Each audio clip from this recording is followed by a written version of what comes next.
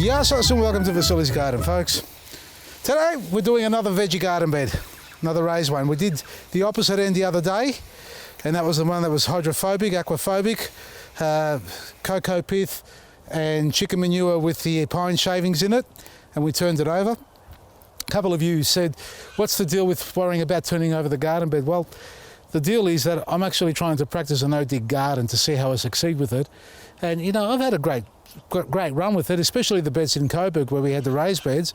Some of these did really well as well, but again, if you don't inspect the bottom after a while, you might find yourself in a bit of strife like I did with that bed there, and that's because it wasn't getting watered. So the no-dig garden is what I'm trying to practice. So I keep all the microbiome or the biota in the soil intact, all the networking that goes on there with all the living organisms. So the more you disturb the soil, the more you disturb the network of life in the soil. So I'm trying to work with not digging the garden and seeing if I can have the success that I need to. Now, you do need to have evergreens in there as well, plants that don't have their roots removed from it, so that the life is actually feeding and networking with the plant life as well, the microbiome in the soil. But because I haven't got anything in here and it hasn't been watered, we've basically killed it off. And that's what happened in the far bed. It died. Now I'm going to try this bed here, folks. Now this one here has only got compost, all right? We fixed that problem. On the other side, let's see if this one here is dry. Now I have been watering. Same problem, see that? Same bloody problem. So this is, you can see I've been hydrating the top section and I've only just started. So I reckon I'll be able to get into the base of this a lot easier by just cracking the surface tension up. And I mean by just turning it over, and it's basically doing this, loosening it all up to get the water to penetrate through. Some of you suggested using, you know, soil weathering agents. I'm not into that. Somebody else has used soap. I've never tried the soap as far as hydrating and breaking the, I suppose, is it a waxy or oily residue on it that's created? But just loosening it up like this and giving it ample water, not just a dribble, should work. Now, what we're also going to do, we're not going to put cocoa on this one, but instead, I'm going to try using just the straw, the bean straw, like we saw in the raised bed down the end there, where it's sunk down almost to nothing, and when we dug down, we found the bean straw, or the straw, in fact, underneath there, completely decomposing, super moist, super full of life. So I'm going to put the bean straw on this, then my planting mix on top only. Mark that in your diary, what I've done here, because I'm going to have to write it down because I'm going to forget. So this has got compost, bean straw and planting mix on top, and then obviously bean straw again on top. That one there's only got chicken manure, pine shavings, cocoa, compost, planting mix, and then bean straw on top. The one in the middle is purely cocoa pith with a bit of superfood added to it, and we had a bumper crop of beans in there and baby onions taking off really well. We've got beetroot growing in there now, and hopefully that takes off and gives us a beautiful crop as well. So we just loosened it up. No life in the soil. We're going to hydrate it quickly.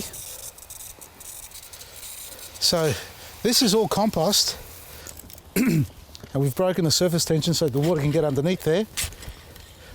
And I missed a spot here. Let me just loosen it up a bit more. It's getting there. It's actually going to hydrate a lot quicker than what the cocoa pith did, because the cocoa pith somehow absorbs so much more moisture for its body weight. Folks, this is the result of a bed that's been left untouched for too long a period. You know, there were no plants growing in here for a number of weeks, no water going into it. It's not about the compost that's in here, the quality of it. It's not about the cocoa. You can go and buy the best quality compost and cocoa pith planting mix. You know, topsoil, different thing altogether. You know, the toxins that go into topsoil these days, that's a whole different discussion. But as far as a medium, a growing medium, you may have a quality growing medium already, but if you leave it unwatered, untouched for a number of weeks, months, and it doesn't rain and it's got no mulch on top, chances are it's going to dry out like this and become completely hydrophobic. And then you're going to spend all this time, like I am now, hydrating it, and you can see it's getting wet now. It's starting to get through. So that's great. Still a few spots here and there. I haven't loosened this corner up. It's still a bit hard. But that's what you got to do. You got to keep plants in it. If I had evergreens in here with the mulch on top, you know, and adding water on it every second day as it needed it, it'd be thriving, full of life, full of good bacteria, quality plants growing as well. So, time to bring it back to life. Nearly done. A nice layer of straw on top is what we add. Hey, good looking fella. Hey, buddy. Hey, don't show your backside to the people, turn around. Here, look, who's over there? Come and say hello. Come and say hello. Hello. Who's that? Hey. Where's my girl? Hey. Now, folks, if you're wondering where Cara is, I left the car door open over there. She's jumped in the back seat. She reckons we're going for a drive, so she ain't going to leave that car unless I go and get her out. Hello. Hey, sweetheart, what are you doing? Hey? Well, you want to go for a drive? Hey, want to come down? Come on. Come on, let's go. Come on, come down. Come on, let's go. Let's go, come on. We'll go for a drive after. Now leave her alone. Oh, geez, you bad boy. Straws down, and now for the planting mix on top. And then straw again on top. So, planting mix with the life in it, and when we add the liquid gold and Eco Butch later on, we're going to activate the life in the soil or the planting mix, and that way they're going to feed off the straw. So the straw itself is the carbon that feeds the microbes in the mix, and that way they've got a food source along with the plants as the plant feeds them as well with its sugars. Planting mix down, now more mulch on top. I like her. You forgot the superfood and the black grit. Not me. Yes, you did. You forgot to tell me. Bugger hell. Stop! Interruptions. I'm telling you, folks, this superfood, this new version of our superfood, is a game changer for all gardens. Use it on any type of plant you like, from your succulent, citrus, fruit, flowering, edibles, anything and everything. That's the idea about superfood, a one-stop fertilizer, so you don't have to have 10 different varieties in the garden shed. You know, one for roses, one for citrus, one for fruit, one for azaleas. You go nuts. Tell me you haven't gone nuts when you've got so many different fertilizers sitting out there trying to work out which one to use when. And what we've done is just simplified it all. Yeah, I forgot to put some on this side. And the one product will do all applications. About 70 grams per square metre, and I'm always very generous with my 70 grams. And don't forget the black grit, folks. Oh, better be careful how I say that, huh? Let's finish the mulching. And here we're planting Italian parsley. We're going to set up raised beds with single varieties, like herbs as well. Italian leaf parsley, folks. Grows like a weed. Allow it to go to flower and seed, and it'll germinate in all the cracks of your concrete, pathways, and anywhere you can find a little bit of growing medium. Likes full sun. A little bit of shade won't hurt it at all. It'll keep a darker green leaf on it, and it's a big eater, so make sure you feed it and fertilize it all the time. So the superfood liquid fertilizers, compost, manures, all the above, they love it.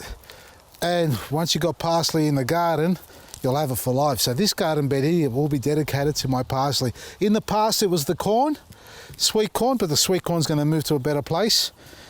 I'm putting the parsley here now. And there we go. Our parsley's in. 1, 2, 3, 4, 16 plants we got here out of one punnet. We've got a lifetime of parsley going to grow here, and it's going to be simply delicious.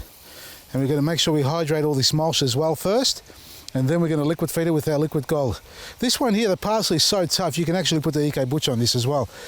I'm going to go back to the lettuce, well, in about 4 or 5 days, so stay tuned for that within the next week. We're going to go back and start applying Eco Butch on the lettuce, and you're going to watch the amazing results and how fast they grow. And not bolt, actually grow, leafy grow. And just, you get this tremendous reaction with them because of the Eco Butch. It's a biostimulant, natural forming peptides, amino acids, is what you want to put into your garden, and I'm going to apply it to all the other seedlings as well. As they settle down, they just need to be in the ground for at least a week or 2 weeks before you use the Eco Butch. Otherwise, do it at half strength. So, Superfood and Black Grit's still online, folks. Take advantage of it, get a great special on it. And we have got only a handful of the refill collection. Now, it's normally about $330, folks. It's down for $100, including delivery. So that's the refill collection. Includes an easy hand sprayer and a grow stick. $100. Delivered to your house. You can't go wrong. It's got Black Grit Superfood in it. It's got CGWS and Dimetaceous Earth as well. Check it out on our website, Vasili'sGarden.com. Otherwise, go to your local garden centre and shop there. And remember to send in your receipt to go into the draw to win a chance to win a $1,000 hamper. So you get a bit of everything. So whether you shop online or at your local garden centre on any Vasili's Garden products or Vasili's products, make sure you send us the receipt. If you shop online, we've already got that. But if you shop at a garden centre, send through the receipt, details on the website, and we'll put you in the draw. At the end of the month, we're going to draw a winner for a $1,000 hamper, $1,000 worth of hamper, all sorts of goodies for you to enjoy in your garden. Have a wonderful day, or whenever you're watching this. Good evening, good morning, goodbye. Maresi.